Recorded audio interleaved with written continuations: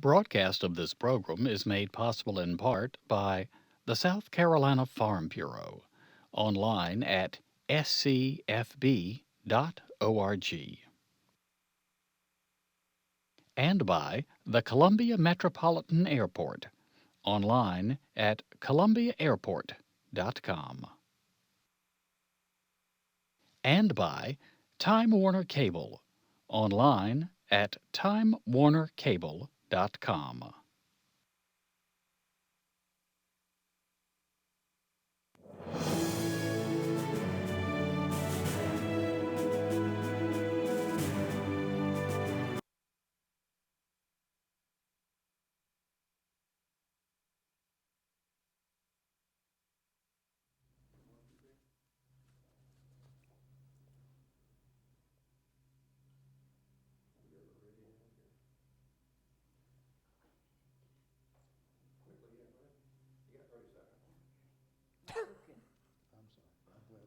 She makes sure everybody looks right, you know?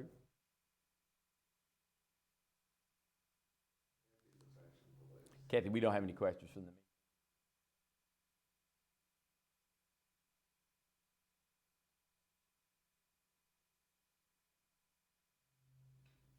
All right, no more talking.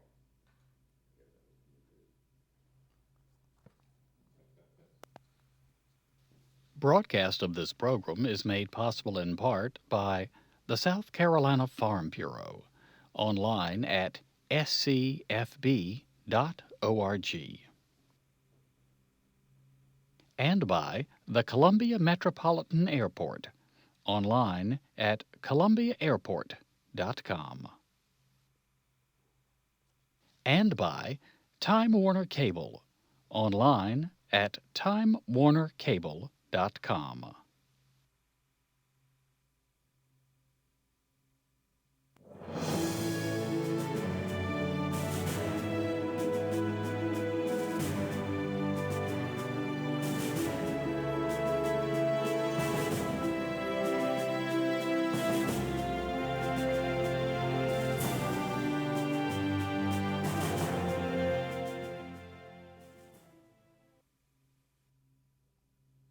And welcome back to This Week at the State House as the General Assembly continues to move through the legislative session. Over in the Senate, the budget continues under debate day after day. Long hours this week, going into the evening hours as late as 9 and almost 10 o'clock. Amendments continue to pile up. No end is yet in sight. Over in the House of Representatives, they are now dealing with the so-called gun bill that the Senate sent them on the question of whether or not somebody can go into a facility that serves alcohol like a restaurant and carry their concealed weapons permit. The budget, when it clears the Senate, will go back to the House of Representatives for them to put their final stamp on it. But as all of this occurs, where is Sonny Dye? We got about 2 weeks after this left in this session. What happens? Does it get extended? Then behind that, the DOA bill, the ethics bill, the highway bill, all of it backing up here in the time crunch. And we're going to be discussing with you one of those issues. But before we do, I want to thank the South Carolina Educational Television Network for the production of the show. And in particular, we want to thank Time Warner Cable and the South Carolina Farm Bureau and the Columbia Metropolitan Airport for the sponsorship. And I also want to thank the South Carolina Press Association for assisting us in putting this broadcast together. We have an interesting show. I know our friends in 518 of the Block Building, they always want that ready information, and I'm always delighted that we can give them an in-depth look. We're going to take an in-depth look at an issue we touched on this year, and I've asked Senator Ray Cleary to come back from Georgetown and Horry and Charleston that he represents and talk with us about this percolating issue. We had another guest. Unfortunately, they had an emergency and were unable to be with us. But why are we bringing this back up? The budget. It keeps coming up in the budget. Should one-time money, should recurring money out of the general fund go into roads? Why is that an issue this year and not in previous years? Did we know this was coming? Why didn't we know this was coming? What's the long-term solution? What are the short terms? All of those are now in focus in this budget debate and causing problems and getting the budget going, as well as it will affect you, the driving public of South Carolina. So I've asked Senator Cleary to come back and to give us a perspective on this issue as to why it's such a push-button issue at this hour. Senator, my first question to you is, should we have known that this issue was coming? Well, first I want to thank you, and I thank everybody watching, because I think this issue has been on the horizon for a long time. I have an interesting report here that was written, and actually several governors have endorsed it, and it was basically how to fix the infrastructure in the state of South Carolina with specific increases in certain user fees, etc.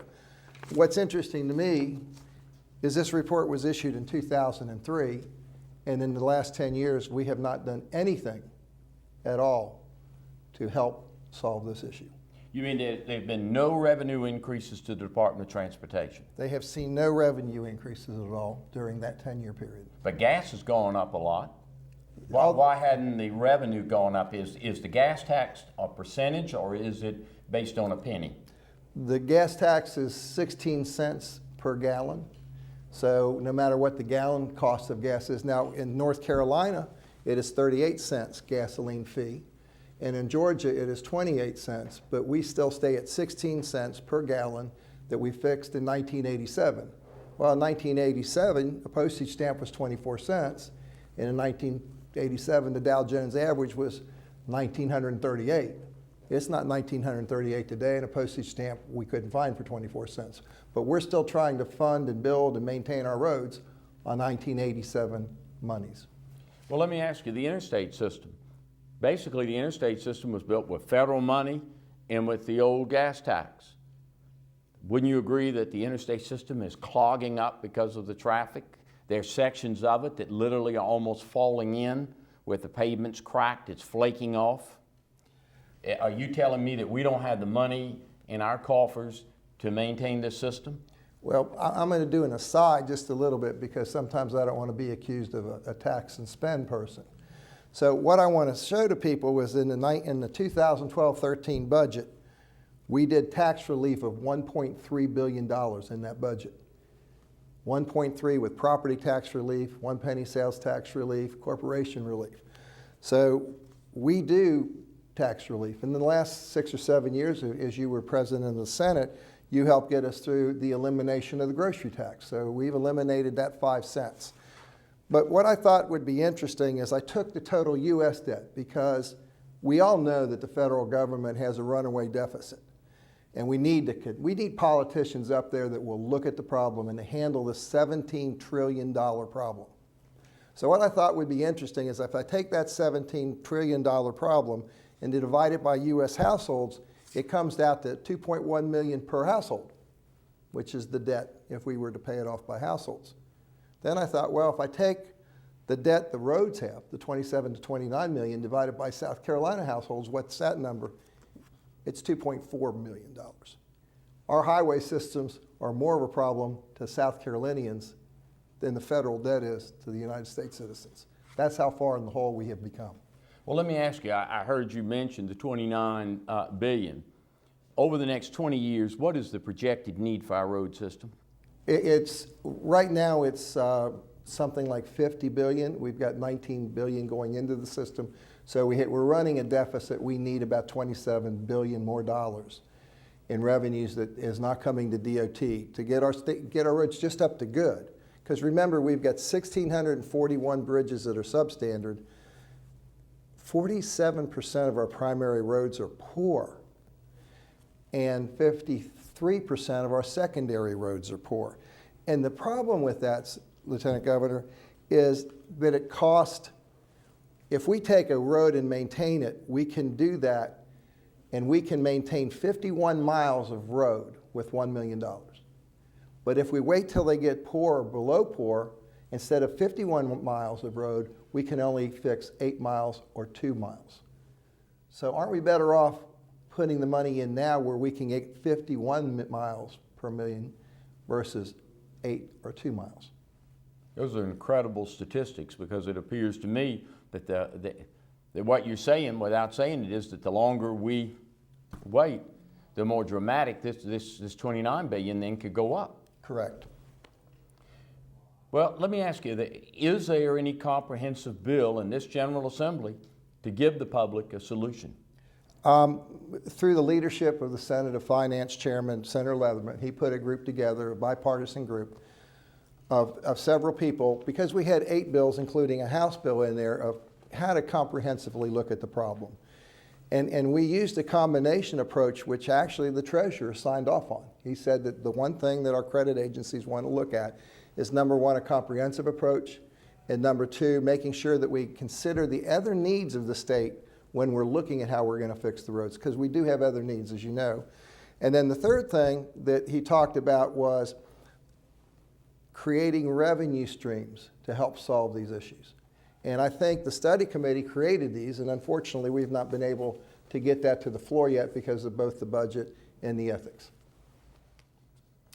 So there's a chance this bill may not even get up for debate this year.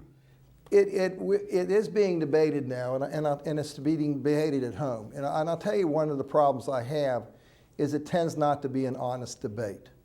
And what I mean by that is I'm seeing different councils and different responsible government organizations saying, oh, we want to raise fees, we want to outrageously raise you fees. We want to tax you to death. And Lieutenant Governor, let me talk about the fees that were in this bill. These outrageous fees they're talking about. I'm not sure very many people at home know how often or how much a driver's license costs to renew. It's basically $25 every 10 years.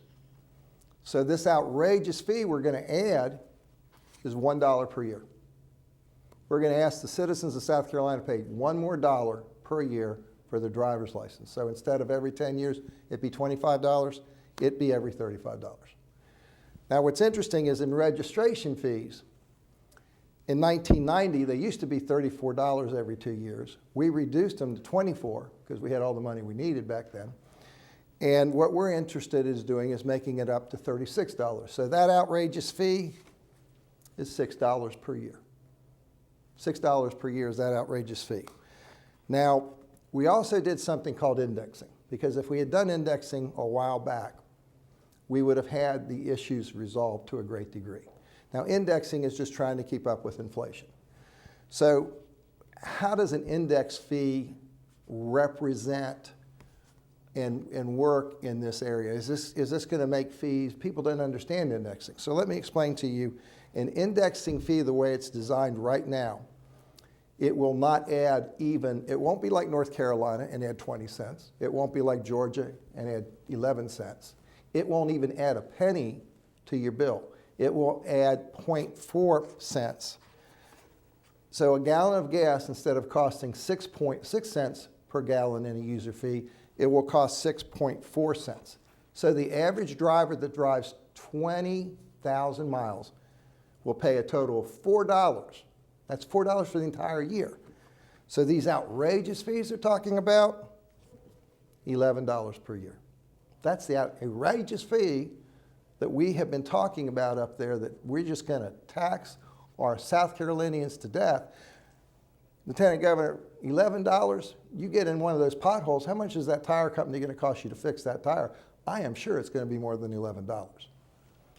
So in this particular package you're talking about, how much will that raise? Well, we're going to move the vehicle registration fees over to be able to bond some of the interstates, so we can improve the interstate up in Gaffney and Cherokee, maybe improve the interstate down in Charleston. And we can bond that, and we can do it very legitimately, while, as the Treasurer pointed out, bond rates are so low. That's a fee that will come to it, so it will never have to, our children will ever have to worry about paying it off, because it will be a fee that goes right to that. And that will generate probably about $800 to $900 million, maybe $1 billion immediately.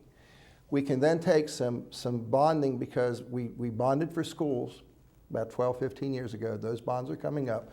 We can take the monies that were going to be used to pay off those bonds, because that goes away. That's about $60 million.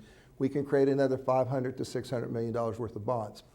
We can immediately, within the next 2 or 3 years, put in about $1.4 billion into the road system. Now, that's a far cry from what we need, But as I mentioned earlier, if we can tackle some of these roads and bridges while they are not in crumbling condition, we can get 10 to 1. We can get a lot bigger bang for our buck. More importantly, what happens is with indexing, it's so little, 4/10 of a cent.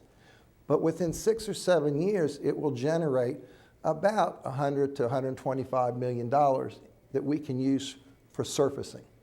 Because right now, SCDOT spends $100 million just to resurface every year. So just that index fee could be used to cover the cost of this state to resurface.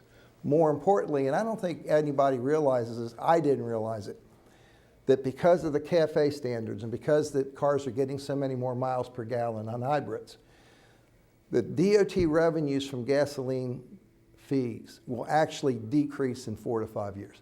Instead of getting more money that they need, they will be getting less money than they need. Well, let me ask you, I'm looking at this study that you brought here, and it says in here that the state would need about, they recommended in here about $325 million per year for highway funding. With everything that you've talked about, that still wouldn't even come up to what this study back in 2003 said we need per year. This is a first start. You know, people talked about other issues that we can get into, but we had just 3 or 4 weeks to come up with something that we could immediately address the severe road needs of this state.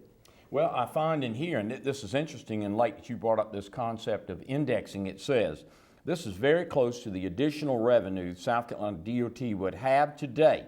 This was in 2003. If the 1987 16 cents rate had been indexed to inflation. If we had indexed it and moved and been proactive, we wouldn't, I guess, be here on the back end now having to spend a lot more to fix things. And you know, the big issue that we're having in the Senate is the issue of, is it a fee or is it a tax? And if you don't like the bill, you call it a tax. If you do like it, you call it a fee.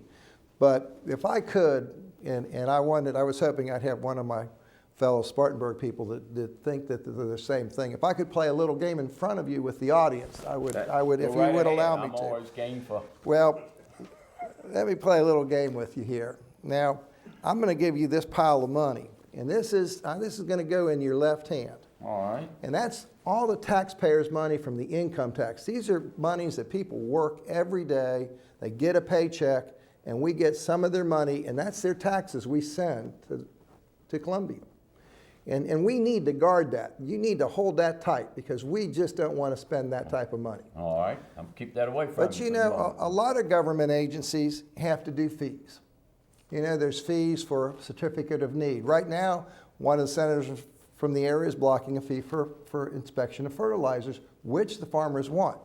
So let me give you money in your right hand that the agencies charge for fees. So, you know, I need my fertilizers fees, and I'm going to give you about $500 to inspect my fertilizers. All right. That's a fee. Now, you need to keep that there. No, I'm not going to mix them together. Don't mix them together. That's important. But you know what?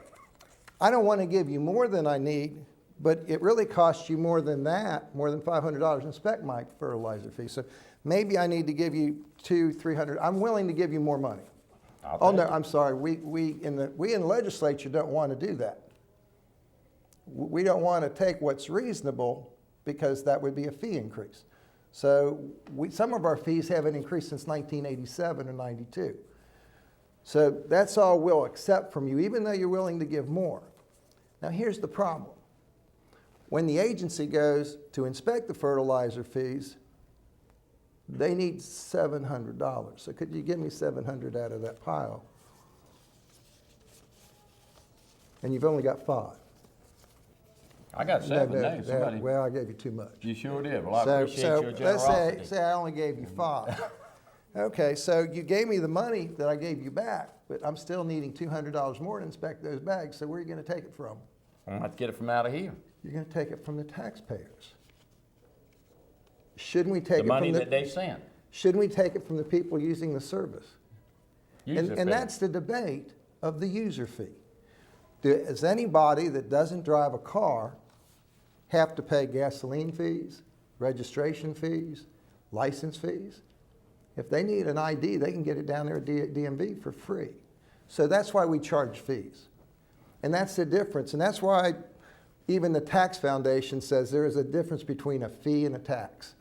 And what our legislature starts needing to realize is we need to look at our fees on a regular basis. And so when people say we're going to raise your taxes, that's an inappropriate and it's a dishonest answer. We're going to look at the fees we're charging to see if the fees take care of the issues we're doing. Well, let me ask you, since I still have this money and we have a few minutes left in this broadcast, now I go to the budget.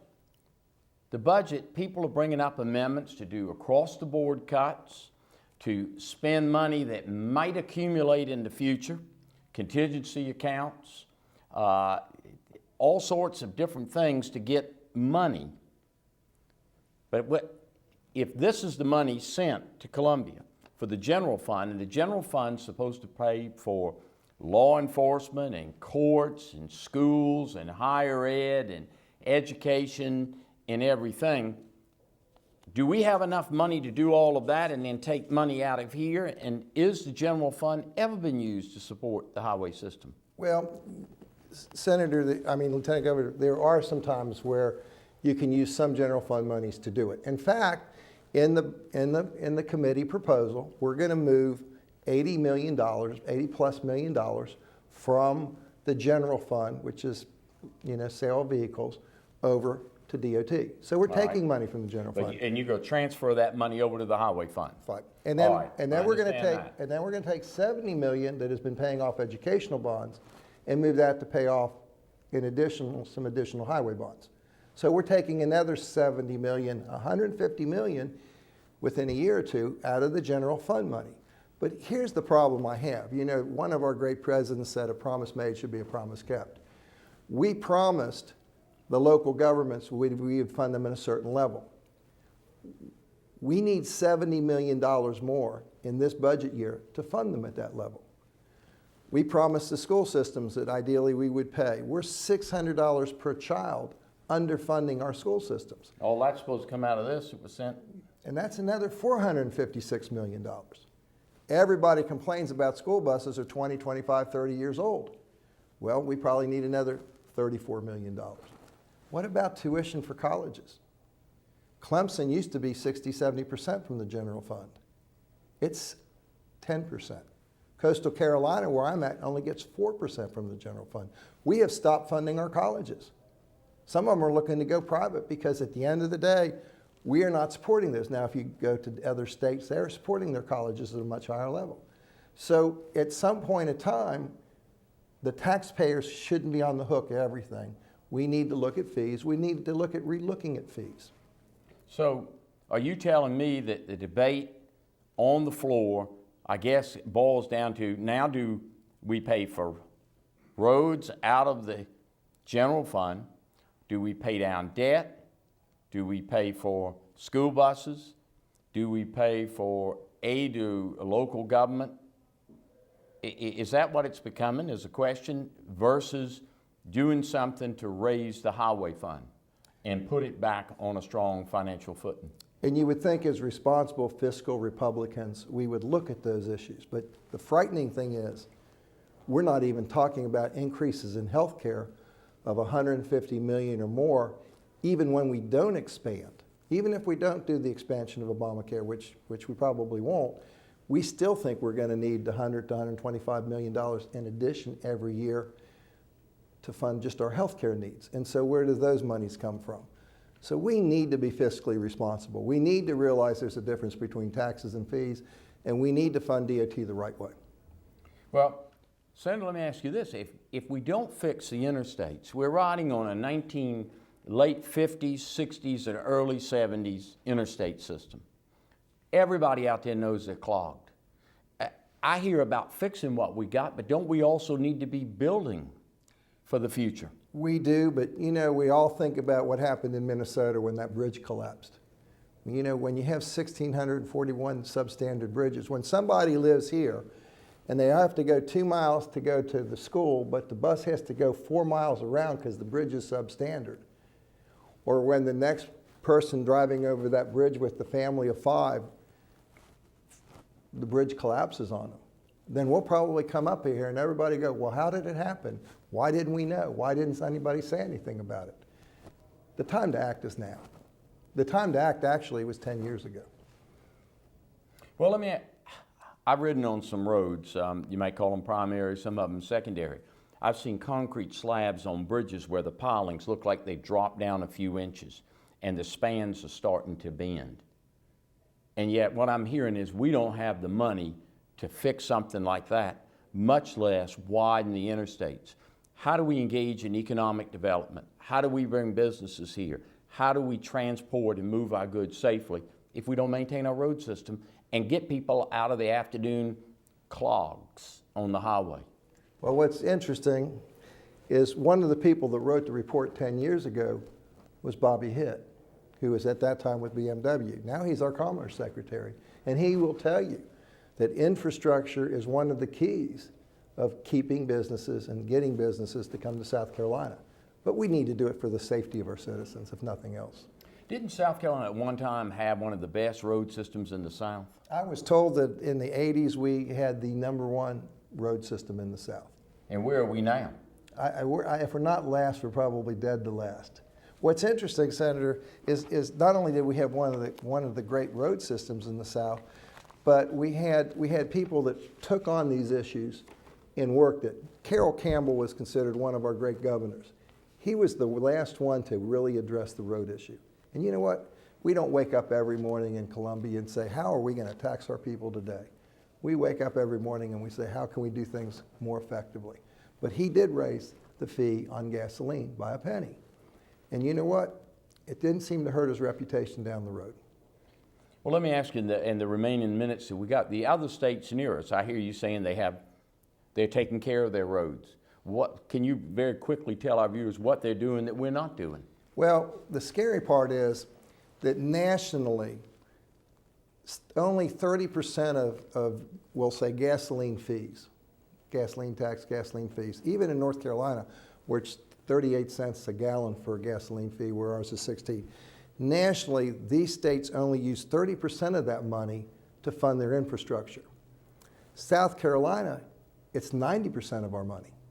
So we're actually taking 90% of every dollar DOT spends, and it could be 70 cents if you had some monies that the local governments give. But 70–90% is what we're using in South Carolina. So we have a model that just is not working. We need to diversify. Even the governor's own appointment, Sinaj, has verbally said all the time is, I am managing a crumbling system. He needs revenue streams. And his comment on the bill that we worked through in the Senate, that's in the floor now, says that this is a great first step. He endorses it. He says we need action like this, where we're creating some new funds, new revenue streams to help fund DOT. Can you get this bill up for debate? We got about 1 minute left in the broadcast. Can you get this bill up for debate this session?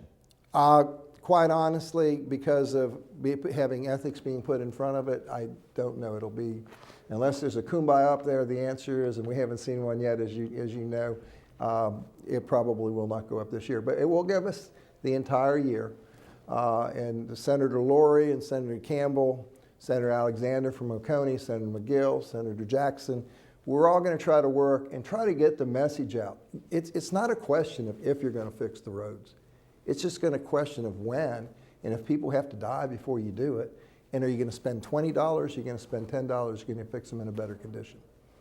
And with the word when, we're always, when we're out of time in our broadcast. Thank you for coming. Thank you for tuning in as we deal with the question of your transportation system here in South Carolina. What should be done and what shouldn't.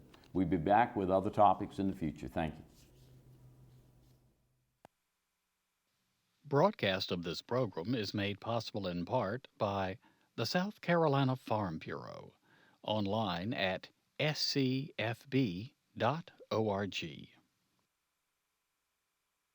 and by the Columbia Metropolitan Airport, online at columbiaairport.com,